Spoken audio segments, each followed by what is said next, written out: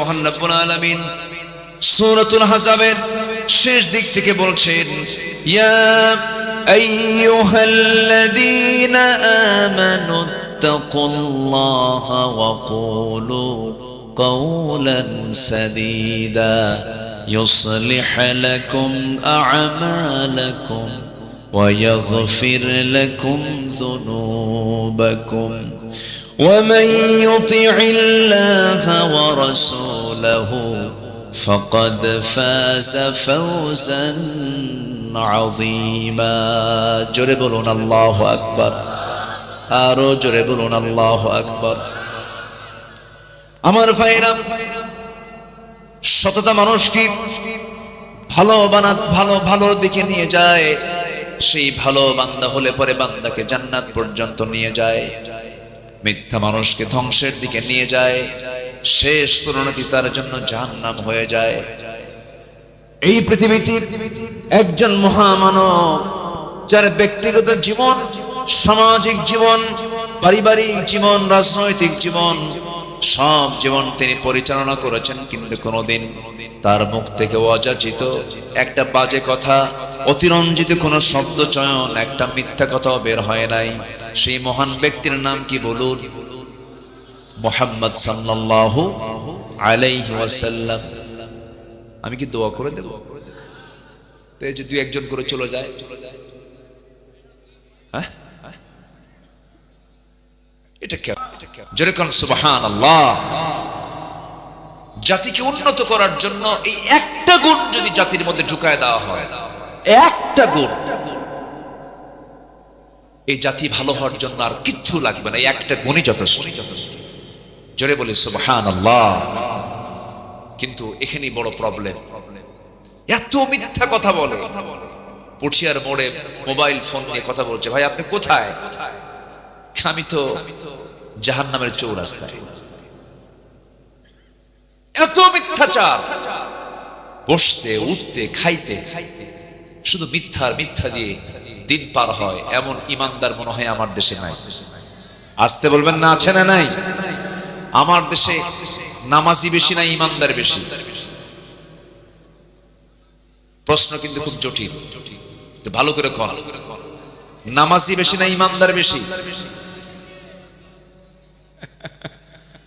ইমানদার বেশি, নামাজি কম। কেন বললাম জানেন? বুকে থাপড়ায় বলে, জানো নামাজ না পড়তে পারি, ইমান তো আছে। আছে কিনা বলেন? তাহলে আমার দেশে নামাজি বেশি না ইমানদার বেশি? ইমানদার বেশি। এগুলো করা যাবে না, এগুলো ঠকবাজি। নামাজ না পড়লে আপনার ইমান টিকে থাকবে কেমনে? কার উপরে থাকবে ইমানটা? নামাজি নাই, তার কি ইমান টিকে থাকে? কেমনে থাকে? একটু কান লাগাবেন। একজন মহান ব্যক্তির কথা বলছিলাম, যার জীবনে একটা মিথ্যা মুখ থেকে বের হয় নাই। তিনি হচ্ছেন আমাদের আদর্শ, তিনি হচ্ছে আমাদের লিডার, তিনি হচ্ছেন আমাদের সকল কিছু। একদম উসওয়া হাসানা করে আল্লাহ পাক যাকে পাঠিয়েছেন, লাকাদ কানা লাকুম ফি রাসূলিল্লাহি উসওয়াতুন হাসানাহ। তিনি সকল কিছুর মডেল ছিলেন। দুনিয়ার সকল এতিমরা এমন কথা যেন না বলতে পারে, পৃথিবীর সেরা মানুষ এতিমদের অধিকার আদায় করবেন কেমনে? তিনি তো নিজে এতিম ছিলেন না, আল্লাহ পাক তাকে ডাবল এতিম করেছিলেন।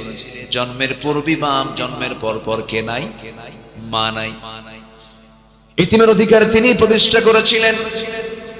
আমার নবীজি সকল দিক থেকে, সকল আদর্শের দিক থেকে সব কিছুকে মডেল করে আল্লাহ রাব্বুল আলামিন যাকে সিলেকশন করে বলছেন, ওয়ামা আরসালনাকা ইল্লা রাহমাতাল লিল আলামিন।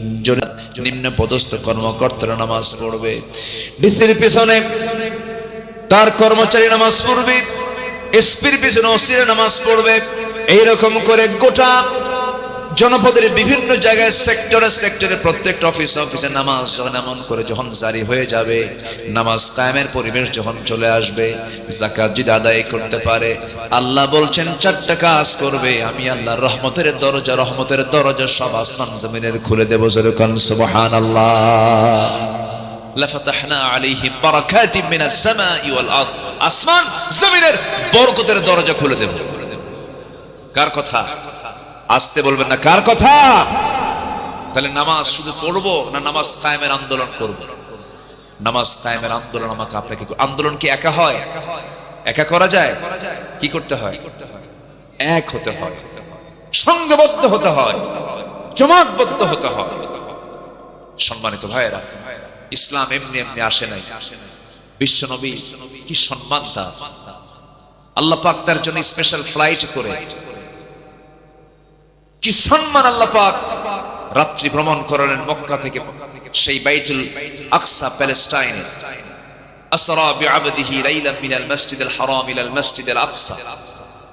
আমার রাসূলকে আল্লাহ পাক কি পরিমাণ সম্মান দিয়েছেন, আয়াতগুলো পড়লে দেখলে বোঝা যায় কত সম্মানের নবী আমার নবী। যে রাসূল দিনের আলোতে সূর্যের নিচে হাঁটলে প্রখর রোদে যদি রাসূলের কষ্ট হতো, আল্লাহ পাক এক খণ্ড মেঘ সূর্যের নিচে দিয়ে রাখতেন। নবীজি শরীরের ঘামটা পর্যন্ত সুঘ্রাণ ছিল, ঘামগুলো নিয়ে সাহাবীরা কৌটার মধ্যে রেখে আতর হিসেবে ব্যবহার করতেন।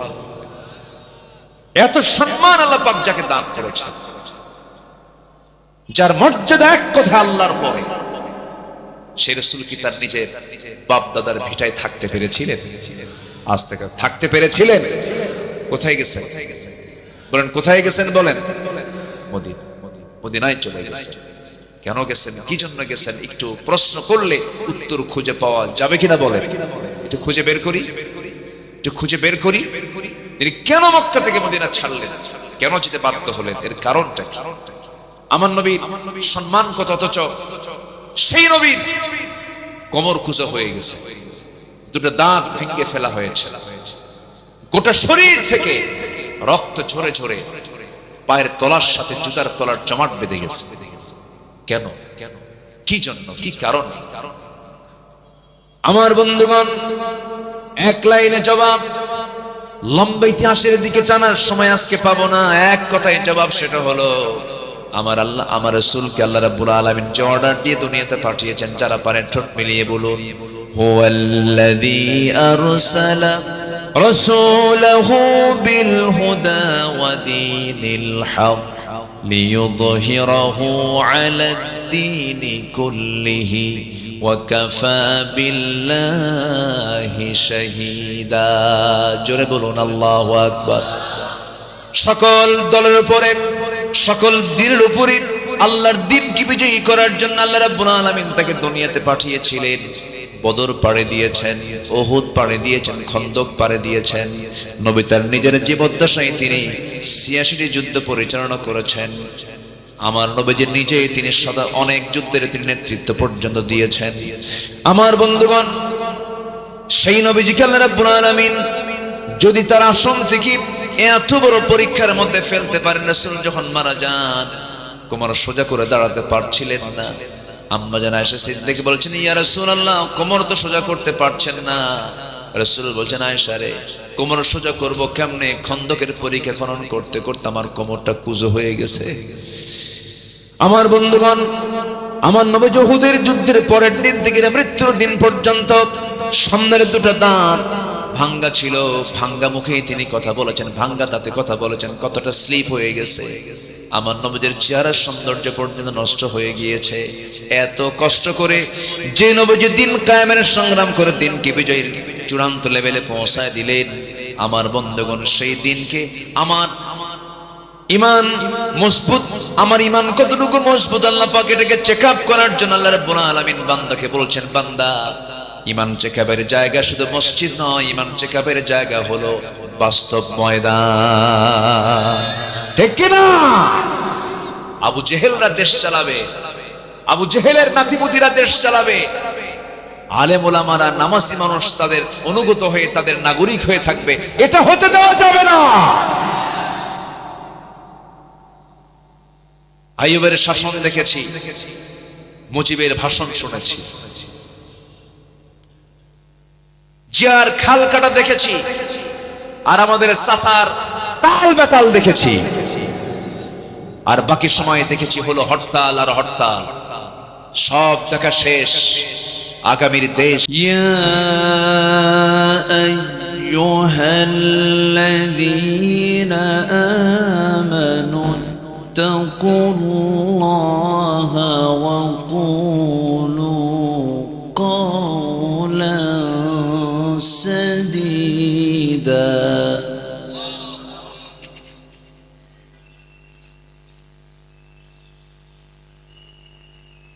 يصلح لكم أعمالكم ويغفر لكم ذنوبكم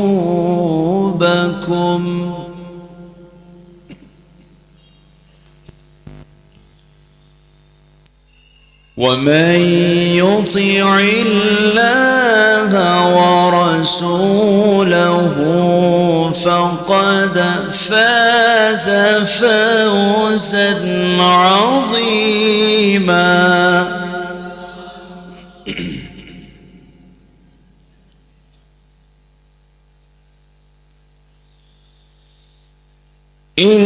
إنا عرضنا الأمانة على السماوات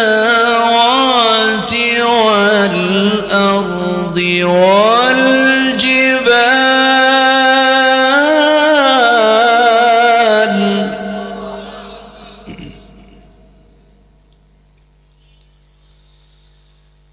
والجبال فأبين أن يحملنها وأشفقن منها وحملها الإنسان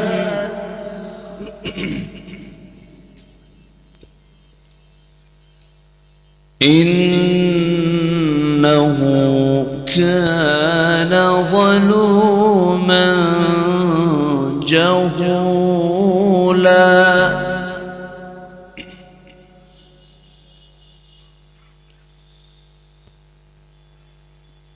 ليعذب الله المنافقين والمنافقات والمشركين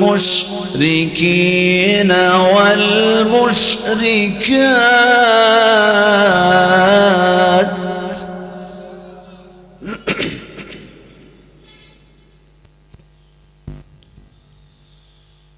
ويتوب الله على المؤمنين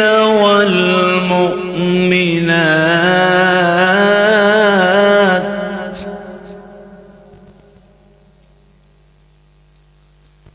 وكان الله غفورا رحيما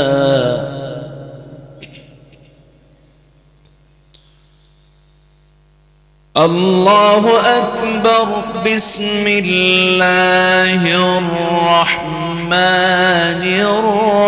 الرحيم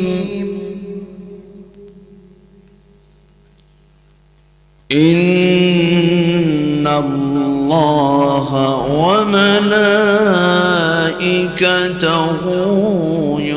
يصلون على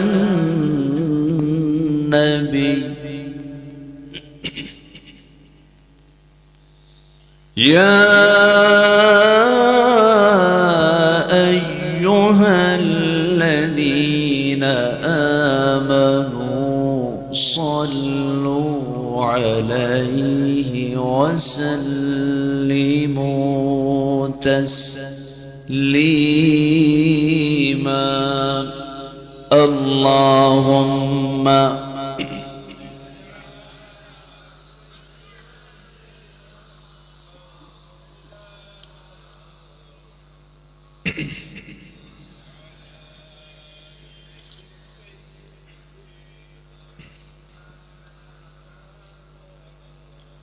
একটু মহব্বত দিয়ে নবীর প্রেমে মাতোয়ারা হয়ে জবান খুলে আওয়াজ দিয়ে সবাই বলুন আল্লাহুম্মা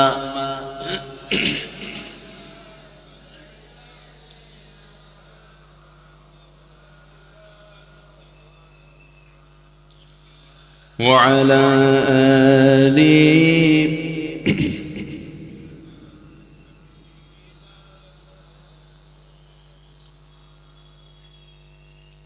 প্রাণের অধিক বেশি যার দাম রহমতাল লিল আলামিন প্রাণের অধিক বেশি যার দাম রহমতাল লিল আলামিন জানো কি তোমরা তাহার নাম রহমতাল লিল আলামিন অসহায়ের বুকে যে জন গোপনে করে সওয়ার দুরুদ পড়ে সুবহ ও শাম রহমতাল লিল আলামিন গরিবের আহার দিতেন নিজে হয়ে রোজাদার নিয়মর ভালোবাসার খাম রহমতাল লিল আলামিন তার পথে যে বিছিয়ে দিত টুকরো কাটা স্তূপ করে তাকেও দিলেন প্রেম মুজাসসাম রহমতাল লিল আলামিন জানো কি তোমরা তাহার নাম রহমতাল লিল আলামিন আল্লাহুম্মা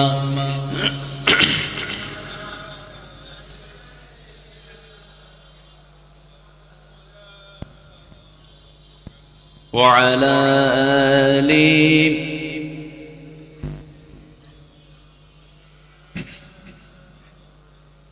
সবাই বলুন বালাগাল উলা বিকামালিহি কাশাফাত তুজা বিজামালিহি হাসনাত জামিউ খিসালিহি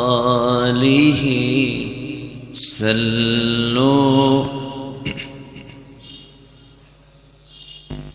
सूरत यूसुफ बिदारी हिकमत लुक़मान मा कारी क़ुरआन बारी ये है दिले सादमान मा बलगल उला बिकमालिही कशफत तुजा बिजमालिही حسنت جميع خصاله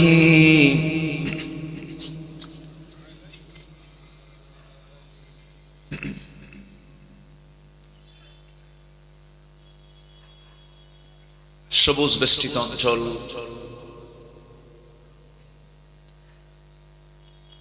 রাজশাহী জেলার পুঠিয়া উপজেলার ধোপাপাড়া মোহনপুর আলিম মাদ্রাসা মাঠে অনুষ্ঠিত যুব সমাজ কর্তৃক আয়োজিত তৃতীয় বার্ষিকী তাফসীরুল কুরআন মাহফিল 2025 মহৎ আয়োজনের সম্মানিত সুযোগ্য সভাপতি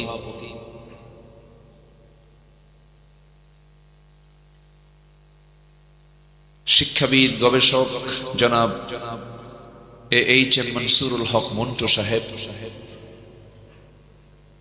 কথা বলেছেন নন্দিত আলেম দ্বীন আমার অত্যন্ত কাছে মুহতারাম মাওলানা রুহুল আমিন জিহাদি হাফিজাহুল্লাহ উপস্থিত হযরত উলামায়ে কেরাম ফদলায়ে ইজাম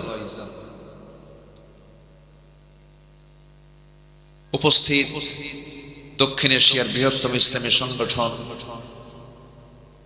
বাংলাদেশ জামাত ইসলামীর বিভিন্ন পর্যায়ের নেতৃবৃন্দ, সামনে উপস্থিত আজকের মাহফিলের প্রধান আকর্ষণ, যাদেরকে নিয়ে আজকের এই সাজানো গোছানো বর্ণাঢ্য আয়োজন, তাওহীদের পতাকাবাহী, কালেমার ঝান্ডাবাহী, দ্বীন ইসলামের নরসারদুল বীর মুজাহিদ, প্রাণ প্রিয় সম্মানিত দ্বীনী ভাইরা, আড়ালে বসে আছেন শ্রদ্ধেয়া সম্মানিতা মা বোনেরা। আলোচনার সূচনায় আনুষ্ঠানিকতার মধ্য দিয়ে আমার পক্ষ থেকে আবারও দিল উজাড় করানো সালাম, আসসালামু আলাইকুম ওয়া রাহমাতুল্লাহি ওয়া বারাকাতুহু। সবাই কেমন আছেন? যে আমাকে উল্টা প্রশ্ন করলেন, আল্লাহ তাআলা আমাকে তো আপনার সাথে আপনার মতোই করে রেখেছেন। বলি আলহামদুলিল্লাহ। আমার আগে আমার পূর্বে যিনি কথা বলেছেন উনিও আমিন, আমিও আমিন। আমি শুধু আমিন, উনি হচ্ছেন রূহুল আমিন। খুব সুন্দর কথা বলেছেন, তেজোদ্দীপ্ত, দলিল আদিল্লা যুক্তিতে ভরা, অত্যন্ত গঠনমূলক তিনি কথা বলেছেন। আমি শেষ ক্লাসে বসেছি কিছু কথা বলার জন্য। সবাই কি আমাকে সময় দিতে রাজি আছেন? কতক্ষণ? দোয়ার আগেই? দোয়ার আগে না দোয়া পর্যন্ত? দেখেন আওয়াজ কিন্তু কম হয়ে গেছে, চিন্তায় পড়ে গেলেন মনে হয় হুজুর যদি সারা রাত চালায়। সবাই থাকতে রাজি? নিয়তটা যদি সহি থাকে, মনোবল যদি শক্ত থাকে, তখন অনেক কঠিনটাও সহজ হয়ে যায়। আর যদি ভাবেন রাত তো হয়ে যাচ্ছে, চলে যাই, এরকম চিন্তা মাথায় থাকলে তখন যতক্ষণ থাকবেন আপনার জন্য এটা কষ্টের কারণ হবে। তাহলে মাইন্ড সেট আপ আমরা দিলাম যে আলোচনা শেষ কাজ দোয়া করে আমরা এখান থেকে বিদায় নেব। একটু আওয়াজ দিয়ে বলেন, আর একটু বলুন। এটা আমার বলা লাগতো না, একটু বেশি রাত হয়েছে তো কমিটিও চেয়েছেন আমাকে একটু আগে ওঠানোর জন্য, কিন্তু আমার আগের যিনি মেহমান তিনি একটু পরে উঠেছেন। দেরিতে ওঠার কারণে আমার উঠতে একটু দেরি হলো। মানে মাহফিলের পোস্টারে লেখা থেকে প্রধান বক্তা, কিন্তু মাহফিলে হয়ে যায় এসে শেষ বক্তা। আর শেষে কথা বলা যে কত কঠিন কাজ, এটা যে কত বড় জটিল কাজ আল্লাহ মালুম। খুব কঠিন একটা ব্যাপার, অনেক রাত হয়ে যায়। তাও তো এখানে আগে ভাগে উঠলাম। কিছু কিছু অঞ্চল আছে পাশেই, তো বাগমারা নামক একটা এলাকা আছে, চেনেন তো? রাত ৩টার দিকে বক্তা উঠায়। রাত কয়টা? ৩টায়। পাশেই, একই জেলা, মান্দা বাগমারা। কয়েক বছর আগে ময়মনসিংহে একটা মাহফিল ছিল, আমাকে বললো হুজুর ৮টার দিকে গেছে রাতে। ভাবলাম দেরি যেন হয়ে গেল। বললো হুজুর খাওয়া দাওয়া করেন, বালিশ কম্বল দিলাম, ঘুমান। তো বললাম ঘুমাবো, আলোচনা হবে কখন? হুজুর গতবারের প্রধান মেহমান যে সময় উঠছে তার ১ ঘন্টা আগে আপনি উঠবেন। আমাকে তারা ডাক দিল মাত্র রাত ৩টায়। রাত ৩টায়। তো বললাম আলোচনা কি করবো? হুজুর আলোচনা করার দরকার নেই, শুধু আওয়াজ করবেন, ওয়াজ দরকার, আওয়াজ। এরকম সংস্কৃতি আমার দেশে চালু আছে। নামাজ যদি অসময়ে পড়েন হবে, পরীক্ষার হলে যদি অসময়ে যান খাতা পাবেন, লিখতে পারবেন? তাহলে পরীক্ষার হল নিয়মে চলে। আনাল বাহরু মিদাদান লিকালিমাতি রাব্বি লানাফিদাল বাহরু ক্বাবলা আন তানফাদ কালিমাতু রাব্বি ওয়ালাউ জিনা বিমিসলিহি মাদাদা। আল্লাহর কালামের ব্যাখ্যা এত বড় ব্যাখ্যা যদি গোটা পৃথিবীর সমস্ত সাত সমুদ্র যদি কালি হয়ে যায়, গোটা বৃক্ষ রাজে যদি কলম হয়ে যায়, পানিরূপী কলম, পানিরূপী কালি দিয়া কলম দিয়া লিখতে লিখতে সাত সমুদ্রের পানিরূপী কালিগুলো লিখে লিখে শেষ হয়ে যাবে, কলম পত্রা হয়ে যাবে, পানি নিঃশেষ হয়ে যাবে। কিন্তু আল্লাহর কালামের ব্যাখ্যা লেখা, আমার রবের কালিমার ব্যাখ্যা লেখা কোনোদিন শেষ করা যাবে না। জোরে বলি সুবহানাল্লাহ। কোরআন হচ্ছে তলাহীন, তলাহীন একটি সাগরের নাম, যার কোনো তলা নাই।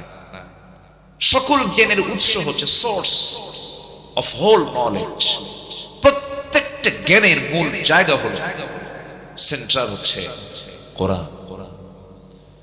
সেই কালামে হাকিম থেকে যৎকিঞ্চিত কিছু কথা আমি বলতে চাচ্ছি, আল্লাহ যেন আমাকে সেই কথাগুলো বের করে দেন যে কথাগুলো মুসলিম উম্মার জন্য এই মুহূর্তে খুবই প্রয়োজন। জোরে বলি আল্লাহুম্মা আমিন। আপনাকে শয়তানের ওয়াসওয়াসা থেকে কেউ বাঁচাতে পারবে না যদি আপনার ভিতরে এলেম না থাকে, কেউ বাঁচাতে পারবে না। ঈমান মজবুত থাকবে, ঈমানের জ্ঞান থাকে, আপনার মুসলমানিত্ব টিকে থাকবে, ইসলাম জানা থাকবে।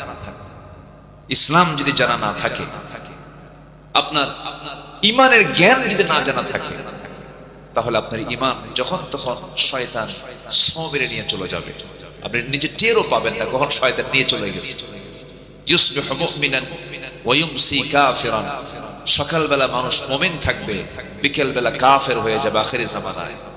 সম্মানিত ভাইয়েরা, আমরা কঠিন একটি সময় আমরা অতিক্রম করছি, যে সময় পৃথিবীর এমন কিছু দেশ আছে যে দেশে সমকামিতার আইন, সংসদ আইন আকারে পাশ হয়। সমকামিতা, হোমোসেক্স, যেটা একটা কুকুর শুকুর সিগালের মধ্যেও নাই, সেই সমকামিতার আইন আমেরিকার মতো দেশে, অনেক ইউরোপের দেশে এটাকে তারা জায়েজ মনে করে। নাউজুবিল্লাহ বলা যাবে না? জোরে বলুন নাউজুবিল্লাহ। মানুষ প্রযুক্তিতে উৎকর্ষ সাধন করলেও, মানুষের প্রযুক্তিতে উৎকর্ষ সাধন হলেও, জ্ঞান বিজ্ঞানের গভীরতায় মানুষ গেলেও, জ্ঞানের গভীরতা, জ্ঞানের লেভেল অনেক দূর পর্যন্ত পৌঁছে গেলেও চরিত্র সীমা, চারিত্রিক যে সীমাটা ঊর্ধ্বমুখী না নিম্নমুখী?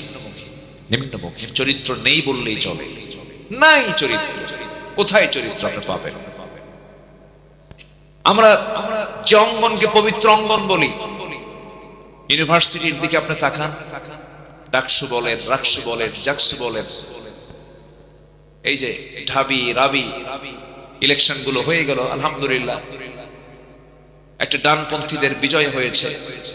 কিন্তু ঢাবি জাবি চবি রাবি এই সমস্ত ইউনিভার্সিটির ক্যাম্পাস কি আমরা পবিত্র করতে পেরেছি? সেখানে যে ছেলে মেয়েরা চলাফেরা করে, সেখানে কি ঈমানের গন্ধ খুঁজে পাওয়া যায়? আচ্ছা, খুঁজে পাওয়া যায়? পাওয়া যায়। তারা ফ্রি মিক্সিং করছে, ফ্রি ভাবে চলাফেরা করছে। তাহলে আমরা সেই সমাজে বসবাস করছি যে সমাজে ইসলাম মানাটাই কঠিন হয়ে গেছে। ইসলাম মানাটা কি হয়ে গেছে? এখানে বেশ কিছু প্রশ্ন এসেছে। এর মধ্যে একটা প্রশ্ন আমাকে করেছে একজন ভাই, হুজুর এই সমাজে বিয়ে কি কঠিন এবং জেনাকে সহজ কেন করা হয়েছে? অবশ্যই এটা প্রশ্ন কোন বুড়া মানুষের না যুবক মানুষের? বলেন বলেন, বুড়া না যুবকের? যুবকের। আমার বিভিন্ন বিষয়গুলো ঘুরপাক খাচ্ছে, এগুলোকে সামনে রেখে কিছু কথা বলতে চাচ্ছি। সবচেয়ে বড় প্রয়োজন হলো জাতির একটা সুন্দর চরিত্র দরকার। জাতির একটা কি চরিত্র দরকার বলেন? সুন্দর চরিত্র দরকার। সেই চরিত্র খুঁজে পাওয়া যাবে যে কিতাবে, সেই কিতাবের নাম কি বলুন? আর যে ব্যক্তির মধ্যে খুঁজে পাওয়া যাবে সেই ব্যক্তির নাম কি বলুন? মুহাম্মদ সাল্লাল্লাহু, জোরে বলি মুহাম্মদ সাল্লাল্লাহু আলাইহি ওয়াসাল্লাম। আমার ভাষা কি বুঝতে কষ্ট হচ্ছে আপনাদের? আমি ভাবতেছি যে কষ্ট পাচ্ছেন কিনা। আমি তো বুঝি যে আমি আমার ভাষায় যে কথা বলি, আমার চাইতে সুন্দর ভাষায় কথা বলেন আপনারা রাজশাহীর মানুষ, ভাষা আপনাদের অনেক সুন্দর। মুর্শিদাবাদ পাশাপাশি তো, নদিয়া টদিয়া পাশাপাশি আছে, এই জন্য আপনাদের ভাষাগুলো বোঝা যায়। তবে নোয়াখালীর ভাষা আরো বেশি বোঝা যায় নাকি? এটা কঠিন হয়। চট্টগ্রাম তো কোনো কথাই নাই, সিলেট তো আরো জটিল। এই যে ভাষার ভিতরে আল্লাহ পাক ডিফারেন্স রেখেছেন, এটা কেন রেখেছেন জানেন? আল্লাহ পাক এলাকা বেজ এটাকে পাসওয়ার্ড করে দিয়েছেন। গোদাগাড়ি এই ভাষা, পবা এই ভাষা, চাপাই এই ভাষা, বাঘা এই ভাষা, বাগমারা এই ভাষা, মান্দা এই ভাষা, নাটোরের নলডাঙ্গা এই ভাষা, বড়াইগ্রাম আরেক ভাষা, সিরাজগঞ্জ আরেক ভাষা, গেদা বা কাইজা আরেক ভাষা। এই যে ভাষার যে বৈচিত্র্যতা, এটা কার দেওয়া বলেন তো? আসতে বলবেন না, কার দেওয়া? আল্লাহর দেওয়া। তবে ভাষার দিক থেকে আপনারা অনেক সুন্দর লেভেলে আছেন, আমাদের ভাষাগুলো বোঝা যায় মাশাআল্লাহ। একটু আমরা মনোযোগ দিয়ে কথাগুলো শুনি, তাহলে জাতির এখন এই মুহূর্তে দরকার সবচেয়ে বড় দিক সেটা হলো একটা উন্নত চরিত্র দরকার। কি চরিত্র দরকার বলেন তো? উন্নত চরিত্র।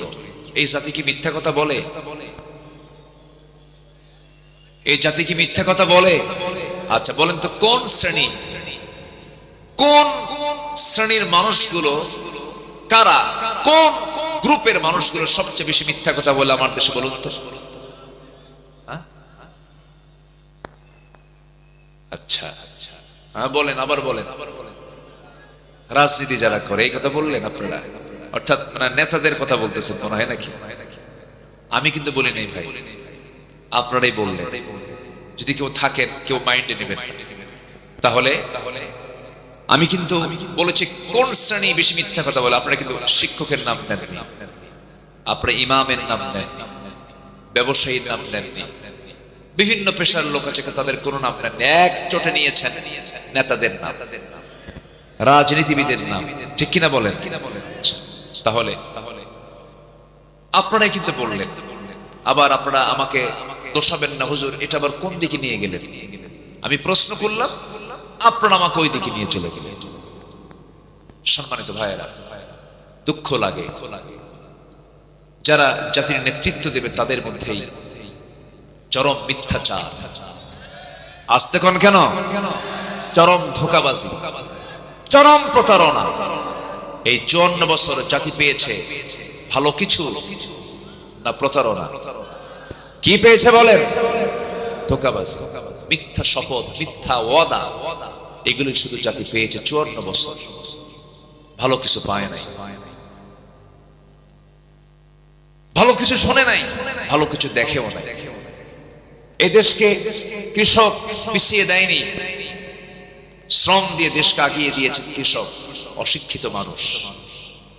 শ্রমিক শ্রম দিয়ে সীমিত বেতনে দেশকে আগিয়ে দিয়েছেন, অর্থনীতিকে সমৃদ্ধ করেছেন।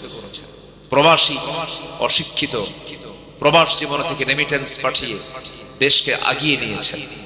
সবাই অশিক্ষিত লোকগুলো দেশকে এগিয়ে নিল, আর দেশকে এই অধপতনে এই পর্যায়ে নিয়ে আসলো কারা? এক শ্রেণীর কলমের খোঁচা দিয়ে যারা জনগণের টাকা যারা লোপাট করেছে, নেতৃত্বের চেয়ারে বসে টাকাগুলো তসরুফ করে বিদেশে পাচার করেছে যারা।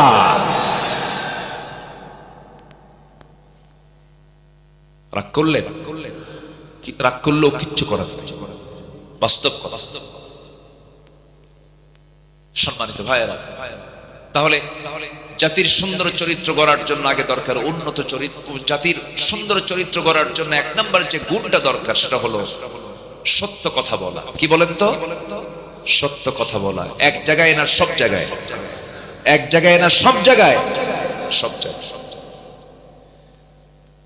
কোরআনের আলোকে উন্নত চরিত্র গঠনের জন্য 15টা চারিত্রিক গুণ আমি আজকে একটা একটা করে বলতে চাই। এর মধ্যে এক নাম্বার হলো সততা, সত্যবাদিতা। জীবনের সকল জায়গায় বান্দাকে বলতে হবে। যেই জায়গা থেকে আমি তেলাওয়াত শুরু করেছি, মহান রব্বুল আলামিন সূরাতুল আহজাবের শেষ দিক থেকে বলছেন, ইয়া আইয়ুহাল্লাযীনা আমানু واتقوا الله وقولوا قولا سديدا يصلح لكم أعمالكم ويغفر لكم ذنوبكم ومن يطع الله ورسوله فقد فاز فوزا عظيما জোরে বলুন আল্লাহু আকবার আরো জোরে বলুন আল্লাহু আকবার আমার ভাইরা সততা মানুষকে ভালোর দিকে নিয়ে যায় সেই ভালো বান্দা হলে পরে বান্দাকে জান্নাত পর্যন্ত নিয়ে যায় মিথ্যা মানুষকে ধ্বংসের দিকে নিয়ে যায় শেষ পরিণতি তার জন্য জাহান্নাম হয়ে যায় এই পৃথিবীতে একজন মহামানব যার ব্যক্তিগত জীবন সামাজিক জীবন পারিবারিক জীবন রাজনৈতিক জীবন সব জীবন তিনি পরিচালনা করেছেন কিন্তু কোনোদিন তার মুখ থেকে অযাচিত একটা বাজে কথা অতিরঞ্জিত কোনো শব্দ চয়ন একটা মিথ্যা কথা বের হয় নাই সেই মহান ব্যক্তির নাম কি বলুন মুহাম্মদ সাল্লাল্লাহু আলাইহি ওয়াসাল্লাম আমি কি দোয়া করে দেব তো এই যে দুই একজন করে চলে যায় হ্যাঁ এটা কি যেরকম সুবহানাল্লাহ জাতিকে উন্নত করার জন্য এই একটা গুণ যদি জাতির মধ্যে ঢুকায় দেওয়া হয় একটা গুণ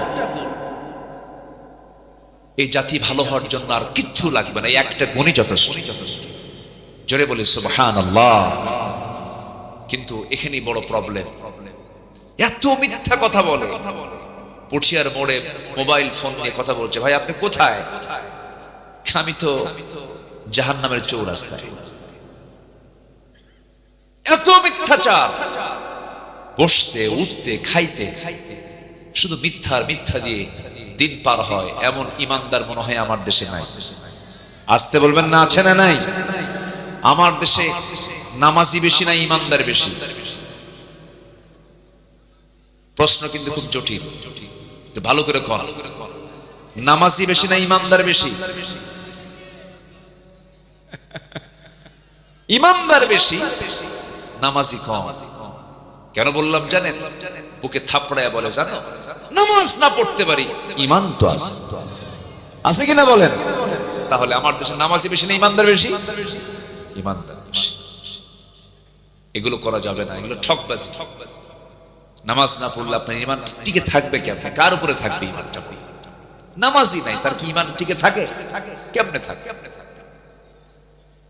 একটু কান লাগাবেন একজন মহান ব্যক্তির কথা বলছিলাম যার জীবনে একটা মিথ্যা মুখ থেকে বের হয় নাই তিনি হচ্ছেন আমাদের আদর্শ তিনি হচ্ছে আমাদের লিডার তিনি হচ্ছেন আমাদের সকল কিছু একদম উসওয়া হাসানা করে আল্লাহ পাক যাকে পাঠিয়েছেন লাকাদ কানা লাকুম ফি রাসূলিল্লাহি উসওয়াতুন হাসানাহ তিনি সকল কিছুর মডেল ছিলেন দুনিয়ার সকল এতিমরা এমন কথা যেন না বলতে পারে পৃথিবীর সেরা মানুষ এতিমদের অধিকার আদায় করবেন কেমনে তিনি তো নিজে এতিম ছিলেন না আল্লাহ পাক তাকে ডাবল এতিম করেছিলেন জন্মের পূর্বে বাপ জন্মের পর কে নাই মা নাই এতিমের অধিকার তিনি প্রতিষ্ঠা করেছিলেন আমার নবীজি সকল দিক থেকে সকল আদর্শের দিক থেকে সবকিছুকে মডেল করে আল্লাহ রাব্বুল আলামিন যাকে সিলেকশন করে বলছেন ওয়ামা আরসালনাকা ইল্লা রাহমাতাল লিল আলামিন নিম্ন পদস্থ কর্মকর্তারা নামাজ পড়বে ডিসির পিছনে তার কর্মচারী নামাজ পড়বে এসপির পিছনে ওসিরা নামাজ পড়বে এইরকম করে গোটা জনপদের বিভিন্ন জায়গায় সেক্টরে প্রত্যেকটা অফিসে নামাজ যখন জারি হয়ে যাবে নামাজ কায়েমের পরিবেশ যখন চলে আসবে যাকাত যদি আদায় করতে পারে আল্লাহ বলছেন চারটা কাজ করবে আমি আল্লাহ রহমতের দরজা সব আসমান জমিনের খুলে দেব যেরকম সুবহানাল্লাহ লাফাতাহনা আলাইহিম বারাকাতিম মিনাস সামাই ওয়াল আরদ আসমান জমিনের বরকতের দরজা খুলে দেব কার কথা আসতে বলবেন না কার কথা তাহলে নামাজ শুধু পড়বো না নামাজ কায়েমের আন্দোলন করব? নামাজ কায়েমের আন্দোলন আমাকে আপনাকে, আন্দোলন কি একা হয়? একা করা যায়? কি করতে হয়? এক হতে হয়, সংঘবদ্ধ হতে হয়, জমাতবদ্ধ হতে হয়। সম্মানিত ভাইয়েরা, ইসলাম এমনি এমনি আসে নাই। বিশ্ব নবী কি সম্মান তার! আল্লাহ পাক তার জন্য স্পেশাল ফ্লাইট করে কি সম্মান আল্লাহ পাক রাত্রি ভ্রমণ করালেন মক্কা থেকে সেই বাইতুল আকসা প্যালেস্টাইন। আসরা বিআবদিহি লাইলান মিনাল মাসজিদিল হারাম ইলাল মাসজিদিল আকসা। আমার রাসূলকে আল্লাহ পাক কি পরিমাণ সম্মান দিয়েছেন! আয়াতগুলো পড়লে দেখলে বোঝা যায় কত সম্মানের নবী আমার নবী। যে রাসূল দিনের আলোতে সূর্যের নিচে হাঁটলে প্রখর রোদে যদি রাসূলের কষ্ট হতো, আল্লাহ পাক এক খণ্ড মেঘ সূর্যের নিচে দিয়ে রাখতেন। নবীজি শরীরের ঘামটা পর্যন্ত সুঘ্রাণ ছিল। ঘামগুলো নিয়ে সাহাবীরা কৌটার মধ্যে রেখে আতর হিসেবে ব্যবহার করতেন। এত সম্মান আল্লাহ পাক যাকে দান করেছেন, যার মর্যাদা এক কথা আল্লাহর পরে, সেই রাসূল কি তার নিজের বাপ দাদার ভিটায় থাকতে পেরেছিলেন? আজ থেকে থাকতে পেরেছিলেন? কোথায় গেছেন বলেন? কোথায় গেছেন বলেন? মদিনায় চলে গেছেন। কেন গেছেন? কি জন্য গেছেন? একটু প্রশ্ন করলে উত্তর খুঁজে পাওয়া যাবে কিনা বলেন? একটু খুঁজে বের করি, একটু খুঁজে বের করি। তিনি কেন মক্কা থেকে মদিনা ছাড়লেন? কেন যেতে বাধ্য হলেন? এর কারণটা কি? আমার নবীর সম্মান কত, অথচ সেই নবীর কোমর কুঁচো হয়ে গেছে, দুটো দাঁত ভেঙে ফেলা হয়েছে, গোটা শরীর থেকে রক্ত ঝরে ঝরে পায়ের তলার সাথে জুতার তলার জমাট বেঁধে গেছে। কেন? কি জন্য? কি কারণ? আমার বন্ধুগণ, এক লাইনে জবাব, লম্বা ইতিহাসের দিকে টানার সময় আজকে পাবো না। এক কথায় জবাব, সেটা হলো আমার আল্লাহ, আমার রাসূলকে আল্লাহ রাব্বুল আলামিন যে অর্ডার দিয়ে দুনিয়াতে পাঠিয়েছেন, যারা পারেন ঠোঁট মিলিয়ে বলুন, হুয়াল্লাযী আরসালা রাসূলাহু বিল হুদা ওয়া দীনিল হক লিইয়ুযহিরাহু আলাদ দীনি কুল্লিহি ওয়া কাফা বিল্লাহি শাহীদা। জোরে বলুন আল্লাহু আকবার। সকল দলের উপরে, সকল দিনের উপরে আল্লাহর দ্বীনকে বিজয়ী করার জন্য আল্লাহ রাব্বুল আলামিন তাকে দুনিয়াতে পাঠিয়েছিলেন। বদর পাড়ে দিয়েছেন, উহুদ পাড়ে দিয়েছেন, খন্দক পাড়ে দিয়েছেন। নবী তার নিজের জীবদ্দশায় তিনি ৮৬টি যুদ্ধ পরিচালনা করেছেন। আমার নবীজি নিজেই তিনি সদা অনেক যুদ্ধের তিনি নেতৃত্ব পর্যন্ত দিয়েছেন। আমার বন্ধুগণ, সেই নবীজিকে আল্লাহ রাব্বুল আলামিন যদি তার আসন থেকে এত বড় পরীক্ষার মধ্যে ফেলতে পারেন, রাসূল যখন মারা যান কোমর সোজা করে দাঁড়াতে পারছিলেন না। আম্মা জান আয়েশা সিদ্দিকা বলছেন, ইয়া রাসূলুল্লাহ, কোমর তো সোজা করতে পারছেন না।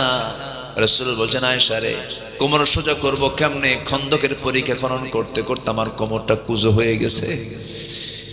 আমার বন্ধুগণ, আমার নবী উহুদের যুদ্ধের পরের দিন থেকে মৃত্যুর দিন পর্যন্ত সামনের দুটো দাঁত ভাঙ্গা ছিল। ভাঙ্গা মুখেই তিনি কথা বলেছেন, ভাঙ্গা দাঁতে কথা বলেছেন। কতটা স্লিপ হয়ে গেছে, আমার নবীদের চেহারার সৌন্দর্য পর্যন্ত নষ্ট হয়ে গিয়েছে। এত কষ্ট করে যে নবীজি দিন কায়েমের সংগ্রাম করে দিনকে বিজয়ের চূড়ান্ত লেভেলে পৌঁছায় দিলেন, আমার বন্ধুগণ, সেই দিনকে আমার ইমান মজবুত, আমার ইমান কতটুকু মজবুত আল্লাহ পাক এটাকে চেক আপ করার জন্য আল্লাহ রাব্বুল আলামিন বান্দাকে বলছেন, বান্দা, ইমান চেকআপের জায়গা শুধু মসজিদ নয়, ইমান চেকআপের জায়গা হলো বাস্তব ময়দান। ঠিক কি না? আবু জেহেলরা দেশ চালাবে, আবু জেহেলের নাতিপুতিরা দেশ চালাবে, আলেম ওলামারা নামাজি মানুষ তাদের অনুগত হয়ে তাদের নাগরিক হয়ে থাকবে। এটা হতে দেওয়া যাবে না। আইয়ুবের শাসন দেখেছি, মুজিবের ভাষণ শুনেছি, জিয়ার খাল কাটা দেখেছি, আর আমাদের চাচার তাল বেতাল দেখেছি, আর বাকি সময় দেখেছি হলো হরতাল আর হরতাল। সব দেখা শেষ। আগামীর দেশ, আমরা আগামীর দেশ বাংলাদেশকে দেখতে চাই কোরআনের বাংলাদেশ। কারা কারা চান দুহাত উঁচু করে দেখান মুসলমান?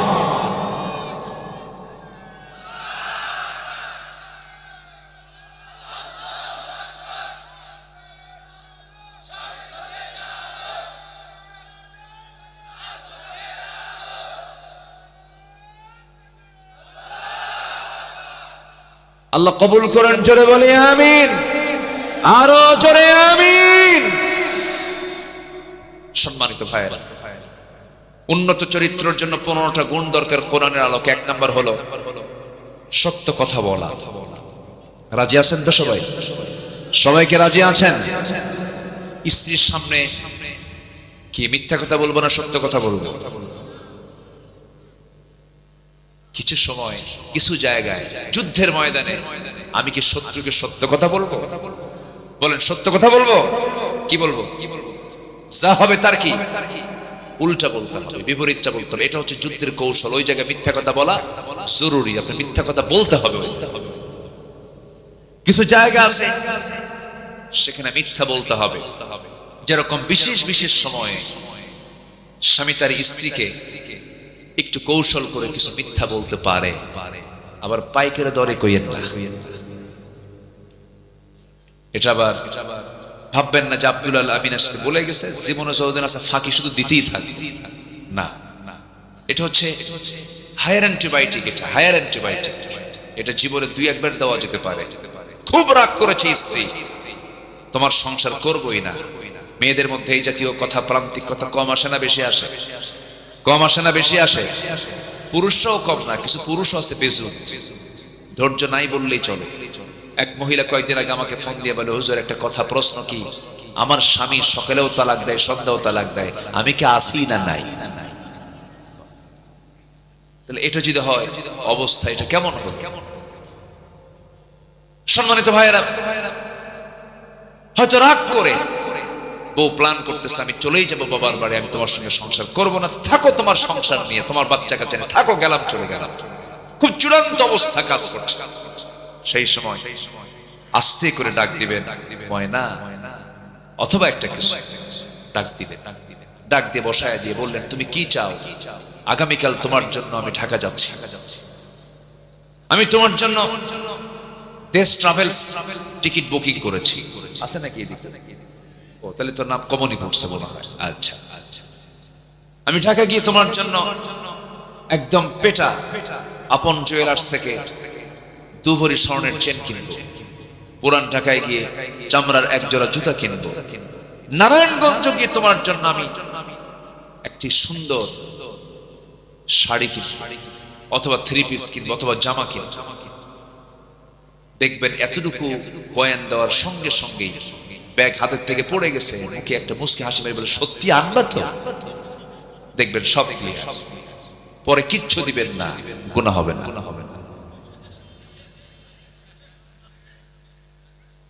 তবে এই কথাটা বললাম যে এটা হচ্ছে প্রান্তিক কথা, এটা হচ্ছে চূড়ান্ত লেভেলে। যদি ঘন ঘন দেন রোগী কিন্তু বাঁচবে না, রোগী কিন্তু মরে যাবে। মানে কথার ব্যাপারে কথা বলছি তো, এই জন্য কোন কোন জায়গায় বলা যায় এটাও একটু বলে নিলাম। সংসার জীবনে বহু কিছু হয়, হয় না? হয়। প্রশংসায় বেশি খুশি হয় পুরুষ মানুষ না মহিলা মানুষ? পুরুষ মানুষ না মহিলা মানুষ? পুরুষকে বেশি প্রশংসা করলে পুরুষ মাইন্ড করে, ওর মতলব কি রে, এত প্রশংসা করে কেন? ঠিক আছে না? ওর মতলবটা কি? পুরুষ মানুষ কিন্তু বেশি প্রশংসা পেলে ও সন্দেহ করে ওর মতলব কি দেখ। কিন্তু নারীর যদি প্রশংসা করা হয় দেখবেন যে ও ফুলতে ফুলতে আকাশে উঠে গেছে। তাই তো, আমি তো তাই তো।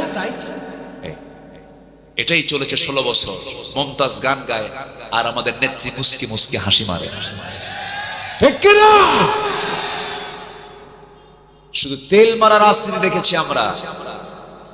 আমরা ওই সমস্ত নোংরা দৃশ্য দেখতে চাই না। সংসদ হবে কার্যকর, অপ্রয়োজনীয় অতিরঞ্জিত কোন শব্দ চয়ন আমরা আর জাতি দেখতে চাই না। ঠিক কিনা? আমরা আমাদের কথাকেও সুন্দর করব। উন্নত চরিত্র গঠন করার জন্য 1 নাম্বার দিক হচ্ছে আমরা সত্যবাদিতা জীবনের এক জায়গায় না সকল জায়গায়, সকল জায়গায়। প্রচলিত রাজনীতি মানেই হচ্ছে ঠকবাজি, প্রচলিত রাজনীতি মানে হচ্ছে মিথ্যাচার, পলিটিক্স।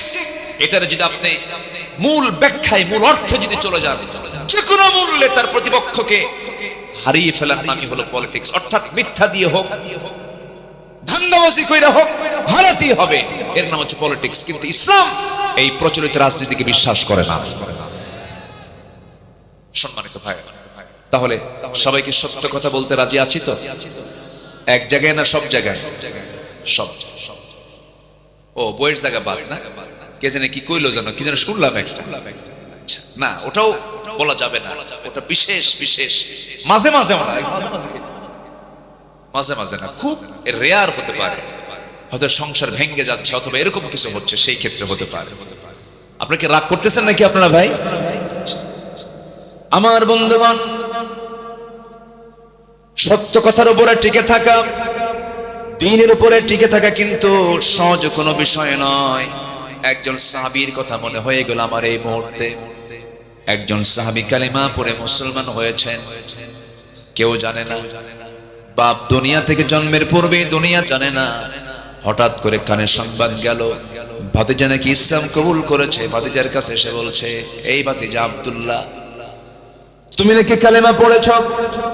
মুস্কা শিবিরে বলছেন, চাচা মিথ্যা কথা বলবো কেমনে, আমি আপনাকে শুধু, আমি নিজেই পড়ি না, আমি আপনাকেও সেই কালিমার দাওয়াত দিচ্ছি। আশহাদু আল্লা ইলাহা ইল্লাল্লাহু ওয়াহদাহু লা শারীকা লাহু ওয়া আশহাদু আন্না মুহাম্মাদান আবদুহু ওয়া রাসূলুহু।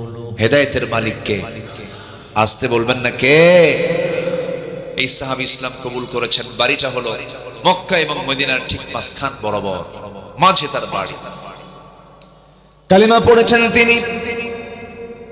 চাচা এবার বলে ফেলল, ভাতিজা তোর এত বড় সাহস, আমি তোকে তিলি তিলি কত কষ্ট করে আমার সম্পত্তি তোকে দিয়েছি, ধীরে ধীরে বড় করেছি, আর আমার বাপ দাদার ধর্মের চুনকালি মেরে নতুন দিন তুই গ্রহণ করলি, আমি তোকে বাঁচাবই না। ভাতিজা বলছে, চাচা আপনি আমাকে কি করবেন জানি না, তবে আমার জীবনের শেষ নিঃশ্বাসেও থাকবে আমার একমাত্র আল্লাহর নাম। জোরে কোন সুবহানাল্লাহ। চাচা খেপে গিয়ে বলছি, তুই কি জানিস দিনটা না ছাড়লে তোর কত বড় ক্ষতি হয়ে যাবে? কি চাচা, কি ক্ষতি হবে বলো? সঙ্গে সঙ্গে বলছে, সমস্ত সম্পত্তিগুলো আমি তোর থেকে জোর করে নিয়ে নেব। ভাতিজা বলছে, চাচা জোর করে নেওয়ার দরকার নাই, ঈমান নামক যে দৌলতটা পেয়েছি, আপসি আমার যত সম্পত্তিগুলো আছে আমি আপনাকে দলিল করে দিলাম, এক্ষুনি আপনারা দিয়ে দিলাম, বিনিময়ে আমি ঈমানটা বিক্রি করতে পারবো না। চাচা খেপে গেল, রেগে গেল, এক পর্যায়ে থাপ্পড় মেরে জমিনে ফেলে দিয়া গায়ের জামাটা পর্যন্ত খুলে নিল, এমনকি পরে চূড়ান্ত লেভেলে গিয়া পরনের লুঙ্গিটা পর্যন্ত খুলে ফেলে উলঙ্গ করে ঘর থেকে বের করে দিয়েছে। সাহাবী করলেন কি, সোজা মার দরজায় গিয়ে করাঘাত করে বলছে, মা দরজাটা খোলা, আমার দিকে তাকায়ও না, ঈমান এনেছি, হক গ্রহণ করেছি, সত্য গ্রহণ করেছি, এই অপরাধে আমার চাচা আমার শরীর থেকে শুধু কাপড় নয় লুঙ্গিটা পর্যন্ত খুলে নিয়েছে। ও মা দেখো তো ঘরের ভিতরে কোনো কাপড় আছে নাকি? এক খন্ড চাদর তার মুখের উপরে নিক্ষেপ করলেন। মা চাদরটা দিয়া কোনো মতো সদর ডেকে বলছে, মা আমার দিকে তাকায়ও না, আমি আর কোনো দরবারে যাব না, আমি আর কোথাও থাকবো না, আমার মন হাজার বার করে টানতেছে, নবীর সামনে না যাওয়া পর্যন্ত আমার মন প্রশান্ত হবে না। সাহাবী রাতের আধারে রওনা দিলেন। প্রচন্ড শীতকাল, সেই সময় সামান্য শুধু সতরটা ঢেকে নিয়া সাহাবী রওনা দিয়েছেন মদিনার পানে। নবীর কাছে গিয়ে পৌঁছলেন, ফজর হয়ে গেল, নবীজি তাকে দেখতে পেলেন, সালাম বিনিময় হলো। রাসূল তাকে এমন অবস্থায় হাত পা কাঁপতেছে, ভিতরে চলে গেলেন, জুব্বা দুইটা বের করলেন, বের করে বলছেন, ও যুবক তাড়াতাড়ি কাপড় পরো, কি হয়েছে তোমার? সম্পূর্ণ ঘটনা খুলে বললেন। আমার রাসূল বলছেন, তোমার চাচা তোমাকে বস্ত্রহীন করেছে, আমি বিশ্বনবী, আমি তোমাকে আমার গায়ের জুব্বা তোমারে দান করে দিলাম। একটু আস্তে বলেন সুবহানাল্লাহ, একটু জোরে বলেন সুবহানাল্লাহ। সত্যকে গ্রহণের ফলাফল আল্লাহ পাক ভালো করতে পারেন কিনা বলেন? অবশ্যই পারেন। সত্যের উপরে টিকে ছিল যারা, আজকে স্বাধীন চেতা হয়ে বাংলার জমিনে তারা কথা বলছে, ঠিক কিনা বলেন? কারোর সামনে মাথা নত করেনি। আল্লামা সাঈদী একটা ইতিহাস, মাথা নত করেননি, তাকে বারবার প্রস্তাব দেওয়া হয়েছে, প্রপোজ করা হয়েছে, বলুন আমি আর রাজনীতি করব না, আমি আমার রাজনৈতিক জীবন থেকে আমি অবসর নিলাম, শুধু একটা বার বলুন। উনি হাসি মুখে সব উড়িয়ে দিয়ে বলেছেন, শহীদ হওয়ার জন্য আমি সাইদি প্রস্তুত আছি। শহীদ হয়েছেন, দুনিয়া থেকে বিদায় নিয়েছেন। আমার 100% আমার কাছে মনে হয় এদেশে উনি একজন বড় আল্লাহওয়ালা মানুষ ছিলেন, পরহেজগার মানুষ ছিলেন। নচেত 25 বছর আগের অঙ্ক এখন মিলে কেমনে? উনি বলেছিলেন এমন একটা সময় আসবে পালানোর জন্য একটা ইঁদুরের গর্ত খুঁজে পাবা না। সেই মানিক মিয়া একটা ইঁদুরের গর্ত খুঁজে না পেয়ে কি গলার পাতায় শুয়েছিল যে আল্লামা সাইদির বিরুদ্ধে ফাঁসির রায় দিয়েছে। সম্মানিত ভাইয়েরা, আজ থেকে 20-25 বছর আগে যিনি বলেছিলেন গোড়ায় নাড়া দাও, গোড়ায় নাড়া দেবে 12 কোটি তৌহিদি জনতা, মামু বাড়ি দিল্লি গিয়ে পড়বা, দিল্লি গিয়ে পড়েছে। উনি বলতে পারতেন লন্ডনে পড়বা, বলতে পারতেন ওয়াশিংটনে পড়বা, বলতে পারতেন বার্লিনে পড়বা। কোন সিটির নাম না নিয়ে তিনি নিলেন হচ্ছে দিল্লির নাম, কারণ দিল্লিতেই পড়তে হবে, ঠিক কিনা? সম্মানিত ভাইয়েরা, এই সমস্ত ব্যক্তিগুলো তারা ঈমান নিয়ে টিকে ছিলেন। ঈমান নিয়ে, সততা নিয়ে যারা টিকে থাকবে তারা দুনিয়াতেও অমর, আল্লাহর কাছেও তারা সম্মানী থেকে যাবে। আমরা কারো কাছে মাথা নত করবো না, মাথা নত করবো একমাত্র কার কাছে? আল্লাহর কাছে। আমার ভাইরা, আমার নবীজি বললেন সাহাবী চলে যাও, আমার আসহাবে সুফফার সদস্যগুলো তাদের সাথে তুমি মিশে যাও। হাতে একটা কোরআন দিয়ে দিলেন। রাসূল বলছেন সাহাবী তুমি কিছু বলতে চাও নাকি? এবার সেই সাহাবী বলছেন হুজুর আপনি আমার জন্য দোয়া করুন, আপনি আমার জন্য প্রার্থনা করুন। আমার নবীজি হাত উঁচু করে দোয়া করে বলে দিচ্ছেন আল্লাহ আমার এই আব্দুল্লাহর জান মালকে কাফের বেঈমানদের জন্য তুমি আল্লাহ হারাম করে দাও। এই কথা শোনার সঙ্গে সঙ্গে আব্দুল্লাহর মনটা খারাপ হয়ে গেল। রাসূল বলছেন সাহাবীরা মনটা খারাপ হলো কেন? হুজুর দোয়াটা যেন মনে হলো উল্টা হয়ে গেছে। কাফের মুশরিকদের জন্য আমার জানমাল হারাম করে দেওয়া মানে তারা আমাকে কেউ আঘাত করবে না, আমি শহীদের দরজা পাবো না। রাসূল বলছেন আব্দুল্লাহ রে, দিন গ্রহণ করতে নিয়ে তোর চরম বেগ পেতে হয়েছে, দুনিয়া বিক্রি করে ঈমানটা রাখতে হয়েছে। আমি তোর ব্যাপারে যে দোয়াটা করেছি এর মানে তুই শহীদ হবি না তা নয়। ওয়া ইম্মা তাআলা ফিরাশিহি, যদি কারো ভিতরে যদি শাহাদাতের তামান্না লালন হয়ে থাকে, তার মরণ যদি বিছানায় হয়, আল্লাহ রাব্বুল আলামিন তাকে শহীদের দরজা তারে দিয়ে দেন। জোরে বলেন সুবহানাল্লাহ। আমার বন্ধুগণ এই কথা বলে তাকে বিদায় জানালেন। জোরে জোরে তিনি কোরআন তেলাওয়াত করেন। সাহাবীদের কষ্ট হয়, নবীর কাছে এসে পরামর্শ চাইলেন হুজুর নতুন একজন সাহাবী আব্দুল্লাহ তার নাম জোরে জোরে কোরআন চিৎকার করে করে পড়ে আমাদের ডিস্টার্ব হয়। রাসূল বলছেন ও আমার সাহাবীরা, আমার আব্দুল্লাহর তেলাওয়াতের ব্যাপারে তোমরা কেউ বাধা দিও না, কারণ আব্দুল্লাহর দিন গ্রহণ করতে নিয়ে দুনিয়াকে বিক্রি করে এরপরে দিনকে গ্রহণ করতে হয়েছে। জোরে কোন সুবহানাল্লাহ। বহুদিন পর যুদ্ধের ডাক চলে এলো। সেই যুদ্ধে এই সাহাবী অংশগ্রহণ করলেন। যুদ্ধ শেষ হয়ে গেল, অভিযান থেকে ফেরত আসবেন, ফেরত আসতেছেন, হঠাৎ করে রাস্তার মধ্যে খবর চলে এলো হুজুর আপনার সেই প্রিয় সাহাবী আব্দুল্লাহ মারাত্মক আহত হয়েছে, মারাত্মক অসুস্থ হয়ে পড়েছে। আমার রাসূল বলেন ভালো করে সেবা করো, ভালো করে চিকিৎসা দিয়ে দাও। কিন্তু কয়েকটা দিন পর আমার নবীর কাছে সংবাদ চলে এলো হুজুর 1000 বার চেষ্টা করেছি, বহু যত্ন নিয়েছি, বাঁচানো গেল না। আপনার প্রিয় সাহাবী আব্দুল্লাহ আর দুনিয়াতে নাই, দুনিয়া থেকে বিদায় নিয়েছে, মৃত্যুবরণ করেছে।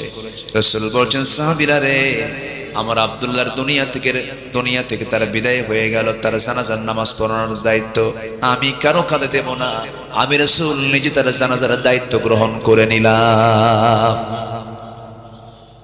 কি বড় সৌভাগ্য দেখেন, কি বড় ভাগ্যবান। আমার নবীজি তার জানাজার দায়িত্ব গ্রহণ করলেন। জানাজা শুরু হয়ে গেছে, আমার রাসূল জানাজা পড়ায়া দিলেন। জানাজা সম্পূর্ণ যখন হয়ে গেল, আমার নবীজি সাহাবে কেরামকে ডাক দিয়ে বলছেন সাহাবীরা, আমার আব্দুল্লাহর লাশ